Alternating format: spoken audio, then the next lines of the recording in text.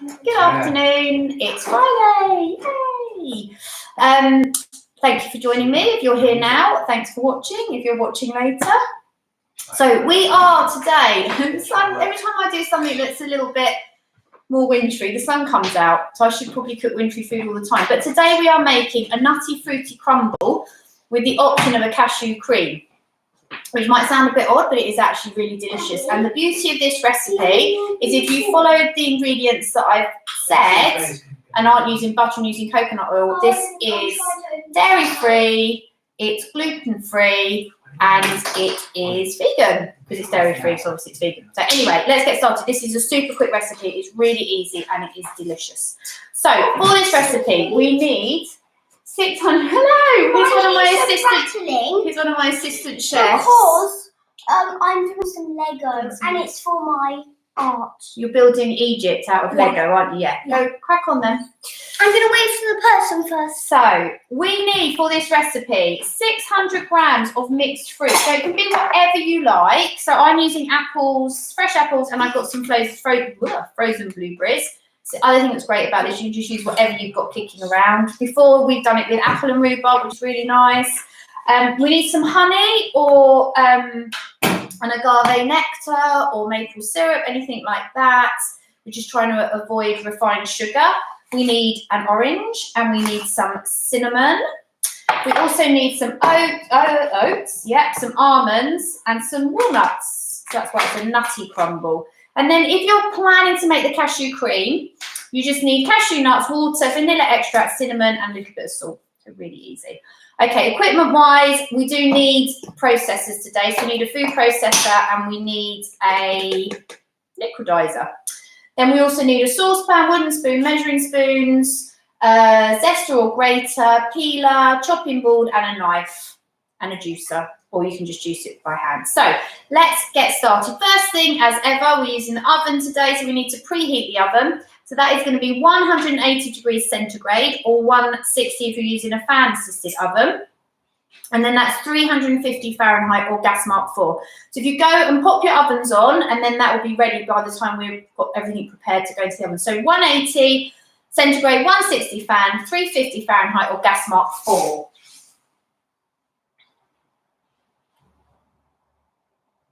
Okay, that's mine on. So first thing to do is to prepare our fruit. So if you grab your chopping board, let's move that out of the way for now. What are you making? I'm making nutty fruity crumble. Oh, that sounds delicious. It is delicious. So as you can hear me, you can hear me. Are you going to take a break? Okay. Okay. I'm going to do it with you. You're going to help me? That's brilliant. So do you know what I forgot to get? I always forget something. I forgot my weighing scale. So I'm going to grab my weighing scale. I always forget something, don't I? Yeah. So what we want to do is measure out our fruit. Now, you're never going to get an exact measurement, but you just want to get roughly right. So if we set our scales to grams. So if I weigh my apples first of all, how much do you want? they are 324 grams. So by the time we've cored them, that's going to take us down to about 300. So I'm going to put my saucepan on my scales. You can use your saucepan or you can measure into your scale pan. So I'm going to put 300, hopefully, if I've got 300. Have I? Nearly. 296 grams of frozen blueberries we're going to put in with ours. So ours is going to be an apple and blueberry crumble. We want That's okay. 295. That's okay. Close enough. Now, I'm just going to show you how, I'm guessing quite a few of you may have apples. Wait. I've got the other peeler here. I'm just going to show you how to prepare your apples. So, on the chopping board. So Ollie and I are going to do one each. We've got different style peelers. So Ollie's peeler, he does that and it just gets all the peel off. Mine, I'm going to see if I can do a whole long piece of apple peel in one go. Shall we see if I can do it? So first thing to do then is to peel your apple. I need one big one. Oh, very good. And do you know what? Ollie's doing what I was just about to say. If you like apple, don't throw the peel away. Eat it because it's delicious. It's got all the lovely apple flavouring. And do you know what? The peel has got most of the nutrition in it as well. So don't throw it away. Eat it. And if you don't want to eat it, see if you've got any little furry friends that might fancy it. So I managed it. Woo! Long bit Like a guinea pig. Like a guinea pig, yeah. So once you've peeled your apple, next thing to do is to get the core and the pips out. So just cut it in half, being really careful with your fingers, and then take the half, put it on the flat side so then it doesn't wobble, and cut the half into a half, and do the same with the other one. So then we've got into a half, and then we've got 4 quarters. And then you can see in the middle there, that's where you've got the core and the pips. So you can, actually you can't do it like that, let's do it the safe way. So put your apple quarter on the board, and then just cut at a slight angle across, and that removes the pips and the core. So do that with each of your quarters, like that. Ooh, there we go. The other way you can do it, which I'll show you in a minute on Ollie's apple, but I don't like doing it that way, and I find it really tricky, is to get your, if you've got a peeler like this point is the corer, and you can push that. Can I just borrow your apple for a minute? Can you have it back? You can push that into the middle of the apple there, and then go all the way around.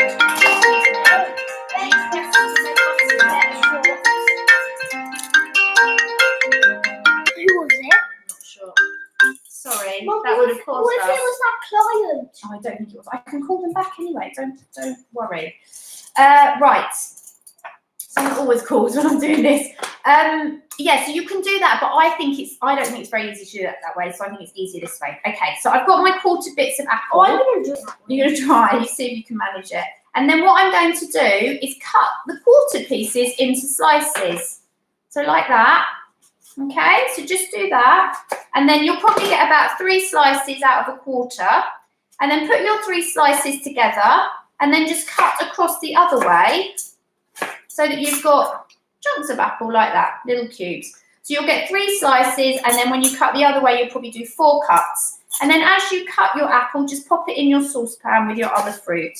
I mean, if you wanted to, you could just do all apple, or you could do all berries. It's nice, actually, a whole mixture of berries is nice in this, as it's a summery day. So just keep going with your apples and your whatever other fruit you've got, however you need to prepare it. If you've got rhubarb, all you need to do with rhubarb, that's even easier, is you just cut off the horrible end bit and discard that. You don't need that. And then you just cut along the rhubarb into slices, and then again put that into your saucepan. Oh my goodness, he's having a go with the corer. Don't put it on the board, darling. Otherwise you might stab yourself. I don't want that. So obviously when you're using knives, you have to be super careful. We don't want to cut ourselves. How's it going? Oh, let me have a look. It's quite hard, isn't it? So you go down, and then you come up, and then you go down again. Oh, like that. Yeah? Up and down, up and down. And then we might, if we're lucky, be able to push the middle bit of the apple out. But let's see if it works. It's quite tricky. It's quite easy. Is it? Yeah. Oh, okay, you must have big muscles. I have got muscles. You have got muscles, okay. You there? And you know I have. I know. Because we live together. Big, strong muscles. Right. You can also do this with a standard knife, but that's even more dangerous. So, and then what we do, Ollie, is this. We haven't got all the way to the bottom, that's the trouble. Then you would push down. So let's go around this way. Can I just do it quickly? Because I don't think everyone else will be doing what we're doing, you see. And then they'll be waiting for us. And then you can do the pushing bit. Let's see if you can get the middle of the apple out. Don't look at me like that, Mr. Grumpalump. You're not scaring me. Right. There you go. Push. Push, push, push. Otherwise, I'll do it.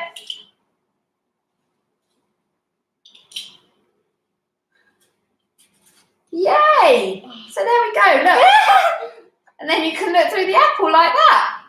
Hello. So that has got Hello. the core out for us. Okay, so now we've got our whole apple. We just do the same thing My again. whole t-shirt is back. Yeah, cut it in half, then cut each half into quarters. And then cut each quarter into slices. Look at it, guys. Look. Curvy wormy. And each set of slices into cubes. This is your bit. This bit. Okay. All right, so Ollie's just going to now stand and eat the apple peel. Very good.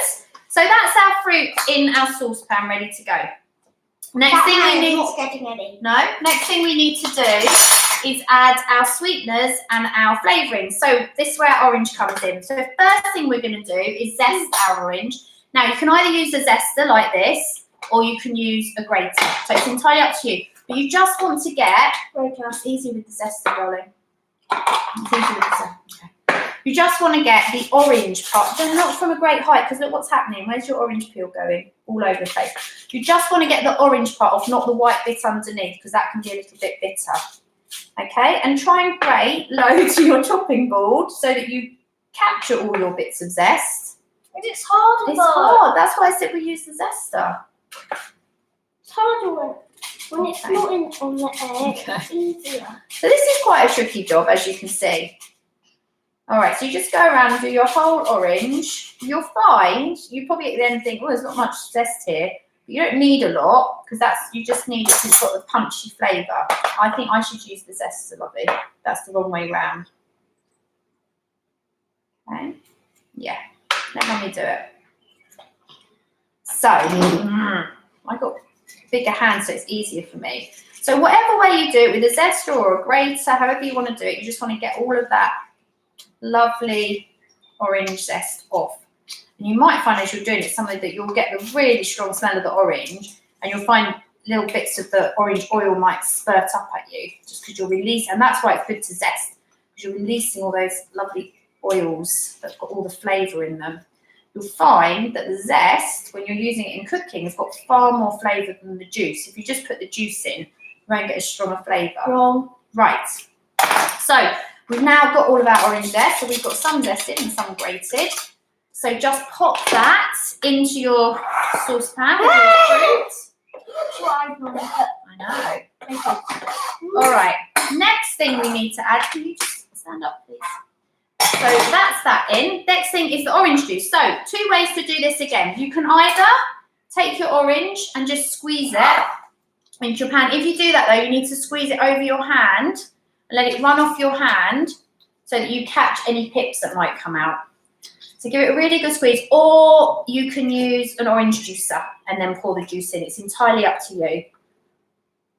Okay, so that's one half done. One in. That was just a bit of the pith. Oh. Right, let's do the other one. Hey guys, look.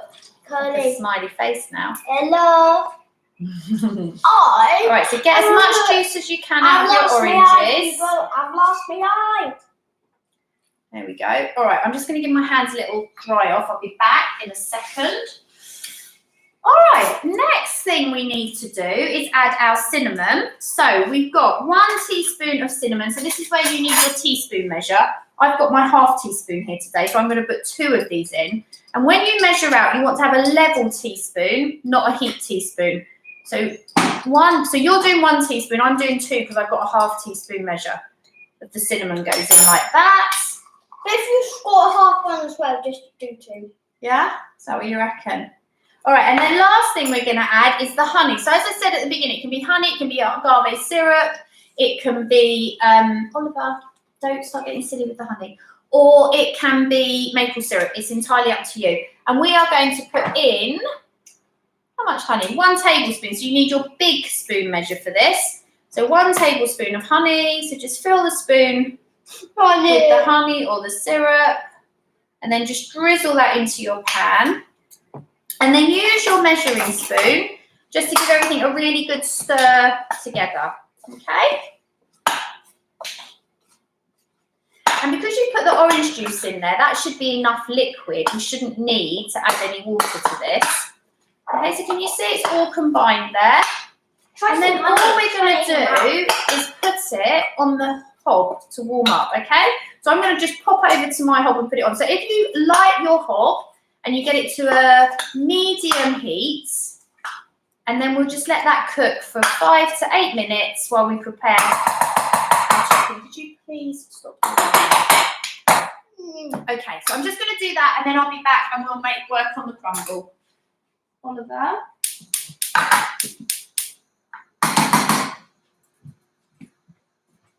Okay, so next we're going to make our crumble topping. Oliver, until it's Friday. Okay, next we're going to make our crumble topping. So for that, we need, people don't want to see your silly face, do they? Yeah, you do, guys. For that, we need our first lot of nuts. So that will be 100 grams of almonds. Now, mine have still got their brown skin on. That's absolutely fine. If they're like that, or if they've got the skin removed, it doesn't matter at all. I have to get the skin off. We're not going to get the skin off today because you have to put them in boiling water to do that. So 100 grams. I'm just using my cooking dish as a way of measuring them because we have digital scales and we don't have a scale bowl. God, we need to chop one in half. It's fine. It's fine. 101 is fine. Oh, listen. We're down to 100 now. Okay. I did it, baby. Then we need 200 grams of our oats. Open your mouth. No, thank you. I don't want to eat while I'm talking.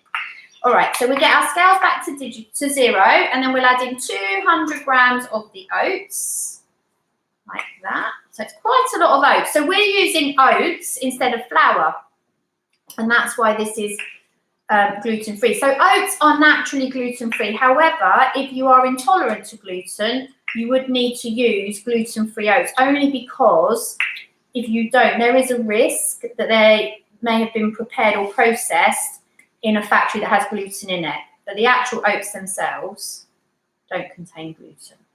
All right, so there's our 200 grams of oats. Next thing we need is 100 grams of walnuts. I've got a new pack of walnuts here. And you'll find that the nuts work really well with the fruits. It's a really nice combination. Okay, quite a lot of walnuts actually.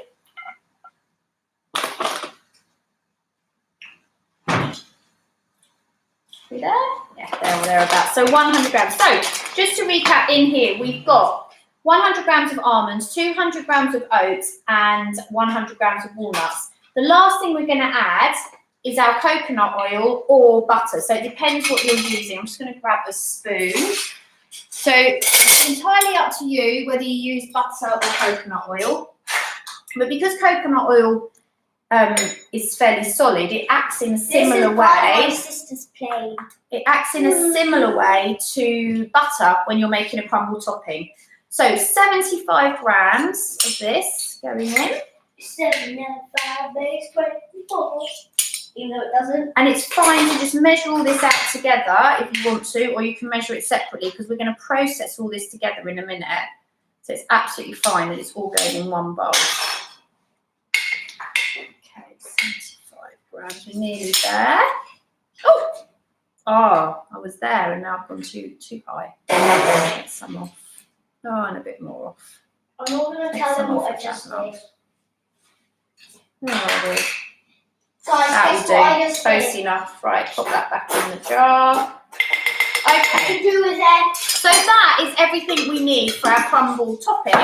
So we're just going to pop that into our processor. So we can see the processor. Let's move on. Well, so last time I used a processor for one of these. This is just, my old one had broken, I'd had for years.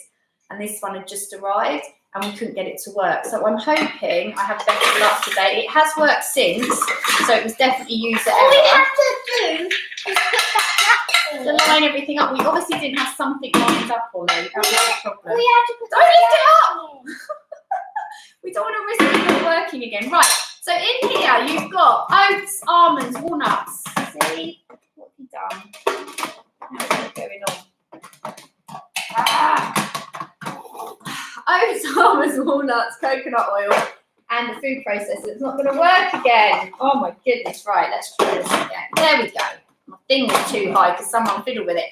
And then all you're going to do is whiz this for, how long are we going to whiz it for? About 30 seconds. So you just want to roughly chop the nuts and combine everything. Because if you've ever made crumble before, you know it's quite crumbly. So it doesn't have to be a solid lump. Right, let's see if this works. Fingers crossed. Ollie, it's not working again. What have we done wrong again? I don't believe it. Is it plugged in? Is the plug on? Oh my God. Oh, I've got my bowl the wrong way. Right, let's try again. Honestly. Please work. Right, Ollie, what is wrong with this? Third time lucky.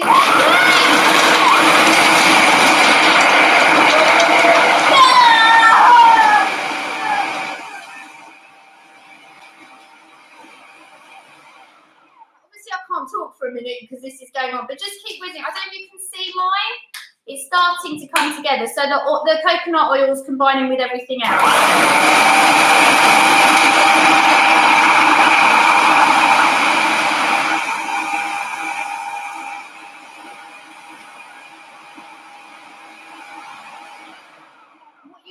Do while you're whizzing this together is you can just go and check your fruit, just give it a little stir and make sure that that's starting to soften up, okay?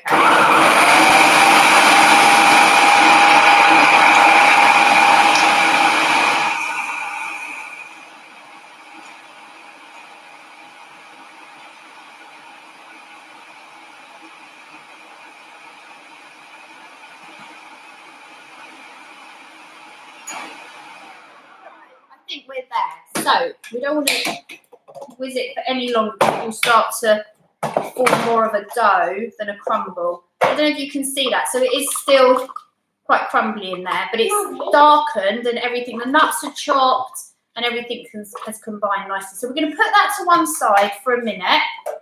Excuse me, Mummy. Yes. Will I be able to show them my thing that I made? If you want to, in a minute. Right, next thing we're going to do is make our, let's see if I can get this to work. I haven't used this attachment yet. We're going to make our cashew cream. Oh, good Lord. The lid won't come off, Ollie. Oh, new gadgets, honestly. Right, let's hope that's going to work. All right, so the cashew cream is super simple. In fact, having done that, I'm going to take that off now. Oh, okay. So all you need to do for the cashew cream, so the ingredients for that are 150 grams of cashew nuts, 100 millilitres of water, half a teaspoon of vanilla extract, half a teaspoon of cinnamon, and if you want to, a tiny pinch of salt. And all you're going to do is put everything into your liquidizer. My scales are put off. Right, until it's Friday. So let's start with the water, because if we put too much water in, then we can pour it out easily. So we need 150 millilitres of water. This is easy because it's the same amount of cashews as it is to water. That one's slightly over. So take a little bit out of there. Not much though. You just stand back so I can just check my quantities. Thank you. Right, so 149. I'd rather have more than less. All right. I've gone over again. That's fine. All right. Then you need to add your cashew nuts. So, as I said, they are 150 grams of cashew nuts. So we just pop those in. And this is a great cream alternative if you don't want to have dairy. So this is basically a way of having a yummy pudding. Mummy. That children, you don't really need to worry too much, but it's guilt-free for the grown-ups. And actually, it's really good for you guys because it's not got the refined sugar in it. Hello, yes. What does the two eyes mean? I don't know. They're looking, I guess. Don't know. I'm not very good with my emojis, Ols. Right, next thing to add is half a teaspoon of vanilla extract. When I did the eyes, can you tell us what those mean? In fact, sorry, before we do the vanilla extract, we do the cinnamon so that the spoon is still dry. So half a teaspoon. Remember what I said earlier? Level, not scooped. So in goes the cinnamon. If you don't like cinnamon, obviously, don't put it in. And then half a teaspoon of the vanilla. When you're, let me do it properly. When you're pouring things onto a spoon, don't pour it over your bowl that's got everything in, because if you pour too much, you can't take it out. So pour it just to the side over another container, just to be on the safe side. And then if you pour too much, you can just throw it away or try and get it back in your bottle. So half a teaspoon of vanilla. And then if you want to, just a little pinch of salt. All right, so that's it. That's your cashew cream ingredients. Right. Wish me luck. Let's hope the processor works, honestly. Oh, I can't even get the thing back on now. Ugh. All right, let's see. Is it going to work, Ollie? So put your blender on, hopefully. All right, good. So all we're going to do with this is whiz it, and we just need to keep whizzing it until it becomes creamy, basically, and there's no cashew lumps in there.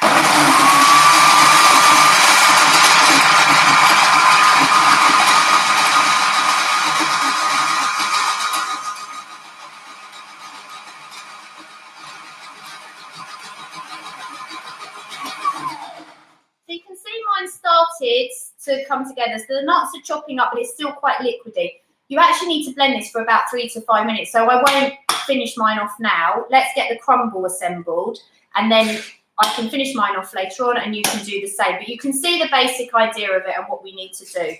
So let's get our crumble assembled. Let's get rid of this dirty board. So by now, your fruit should have started to soften. So if you go and grab your saucepan off of the hob, being really careful, if you've got metal handles, make sure you've got a cloth. And remember, what's inside is going to be really hot, so carry it carefully and don't splash it on yourself. Okay, so if you can see, the apple started to soften. So everything's gone a pinky colour because I've got the blueberries in there. And you can really smell the orange and the cinnamon, so that's lovely. So just carefully spoon that into your baking dish. And you can put the liquid in as well. And then what you'll find is, so my apple is still a bit crunchy, it's not completely soft, but that's what you want, because it will continue to cook when we put it into the oven. Okay, so it's just kind of like this. Now the other thing that's quite good with this crumble is that if you want to make a double quantity, or you want to make a smaller crumble, so you only use half the crumble mix we've made today, it freezes really nicely. So you can pop it in the freezer, and then next time you want a crumble, you've got your topping ready to go. So I'm just going to pour my liquid in there as well. Oh, that's really good. Okay, then take your crumble topping back, remove your blade, and put that to one side so there's no risk of you hurting yourself. And then all you want to do, does that come out too? Is just spoon your crumble over. Now the reason we're going to spoon it and not pour it is because then we can make sure that we spread it evenly over. Because your fruit's got all this liquid, if you then try and sort of spread the crumble around, you're likely to get the liquid on top of the crumble, and that's not ideal, because then you'll get a soggy crumble on top. Okay, so just spoon it over, and this recipe makes a nice, I love a thick crumble. Some people like it thin, I like a thick crumble. And this recipe makes a really nice thick crumble. All right, so just make sure you get all your crumble mix into your dish. Actually, pour the last little bit in, please. And then just really gently move it around to make sure that it's all evenly covered. And look at that. Can you see that? I've even got a drip coming down already. So that's ready to go in the oven. So that's going to go in your oven. You preheated earlier, just to recap. It's 180 degrees centigrade. That's 160 in a fan-assisted oven, or 350 Fahrenheit, or gas mark 4. So you're going to pop that in your oven. That's going to go in for 25 to 30 minutes. And all that's going to do is finish cooking the fruit and crisp up the top for you. You'll find probably a little bit of the liquid might bubble up, but that is going to be absolutely delicious. If you're cooking it now and you're going to eat it later, cook it for maybe 5. Yikes, that was quick. I know, 5 minutes less, and then you can pop it back in the oven just to warm it through. And as I say, with your cashew cream, you need to carry on blending that for 3 to 5 minutes until it looks like a cream, basically, and it's thickened up. But that is absolutely delicious with the crumble. So that's it. I'm going to pop mine in the oven in a minute. I will put a picture on Instagram when it comes out and it's all ready, and you can have a look. So that's it for this week. Thank you very much for joining me. I hope you've enjoyed the recipes. Slight change to the format next week. I'm now going to be doing after school on a Tuesday and a Thursday, still at 4 o'clock.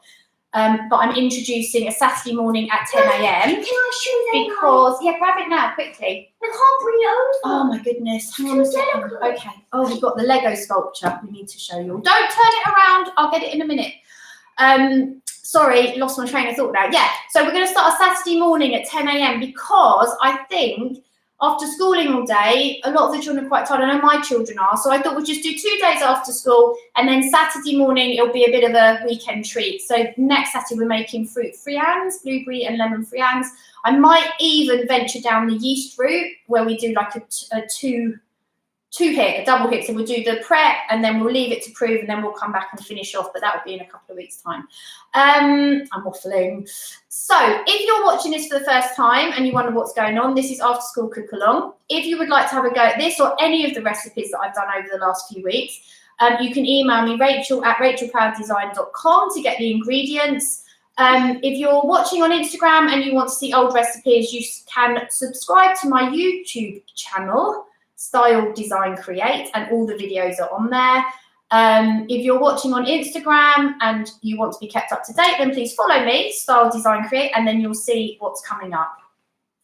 If you're a grown-up and you want some dinner inspiration, I am running a class on Wednesday evening this week, which basically is a 2-week menu plan with a cookery demo. So it's quick, easy meals that you can utilise over several days, use some for dinner, some for lunch. We work it so your children feel like they're getting something different and new and not just getting leftovers.